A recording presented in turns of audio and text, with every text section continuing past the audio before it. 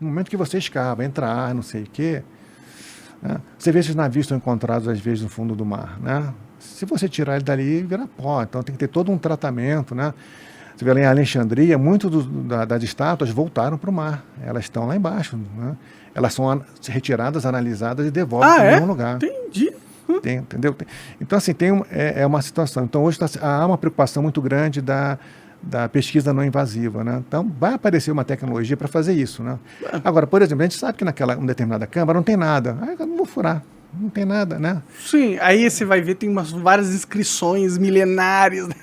Isso é verdade. Pode ter lá a parede toda né, escrita e não tem nada. Porque quando eu falo não tem nada, não é que a arqueologia está atrás de ouro, né? Ela está atrás de informação. Então, na verdade, é muito mais importante encontrar paredes cheias de inscrições e papiros e, né, do que encontrar joias e tal. Isso, né? Isso aí quem tá lá já é rico, já são os bilionários que financiam toda essa porra aí. Então, a ideia é assim, quando a gente fala assim, não, encontramos uma coisa rica, né? Não é moeda, não é ouro, não é nada assim, né? É informação. Não, conhecimento é muito mais valioso que um pedaço de pedra ou um pedaço de joia. Se bem que tem uns caras que devem querer pelo valor esotérico da coisa, né? Tipo, uma coroa de um faraó antigo tem um valor no mercado negro que deve ser, assim, de muitos milhões de dólares, tá ligado? Eu não conheço, né, mas imagino que muita coisa saiu do Egito, né, muita coisa está em coleções privadas aí. Isso aí deve rolar até, né, entre eles ali um troca-troca. Sim, os bilionários têm todas as artes mais foda, tá com os bilionários, então, não tá exposto pra gente ver. A gente não sabe, a gente imagina. E aí até assim, essas coisas que eu tô comentando aqui, isso fascinou Dom Pedro II, né? O Dom Pedro II, podemos fazer uma parte aqui, né? Ele, na verdade, assim, o que acontece? Ele muito cedo, na verdade, o Dom Pedro II, ele é um chefe de Estado, né, bem diferente de muitos que a gente conhece, porque era uma pessoa que tinha uma visão social, uma visão de cultura, conhecimento, né, da educação, né? Ele era um bom líder, né? Ele era um bom líder. A questão, por exemplo, essa coisa de ampliar a liberdade de culto, né? Até quando a igreja, em 1872, queria uma crise com a maçonaria, ele intercedeu nisso, não, peraí, gente, cada um no seu quadrado, dá né? para todo mundo conviver em paz aqui. Exato. Então, ele era extremamente, assim, cientista, né? Ele conhecia muitas línguas e tinha uma fascinação pelo Egito. Conhecia os hieróglifos, não? Ele sabia ler? Sabia, ele estudou tinham dois egiptólogos da época famosos, o Mariette e o Brusque, né, que ele discutia com eles, e nas duas viagens que ele fez ao Egito, que eu coloco no livro, né, as imagens e tal, ele, na verdade, o diário dele, ele coloca essa narrativa, né?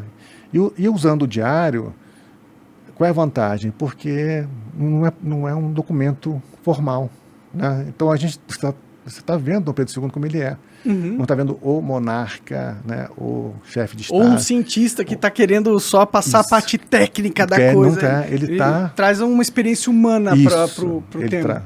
E aí, então, o fascínio dele, ele era um grande conhecedor do Egito na época, né? E por que ele se fascinou tanto pelo Egito? Assim, era por esses mistérios também? Ele queria saber... Eu acho que sim, ele nunca fala nada? Não fala, mas eu acredito que esse fascínio que eu tenho, né, de outras pessoas, que a gente não consegue explicar. A gente já teve até debates acadêmicos sobre isso. Por que fascina tanto, por exemplo, o Egito? Por que fascina tanto os cavaleiros templários? Porque, sabe, tem alguns segmentos da história que fascinam de uma forma que a gente não consegue...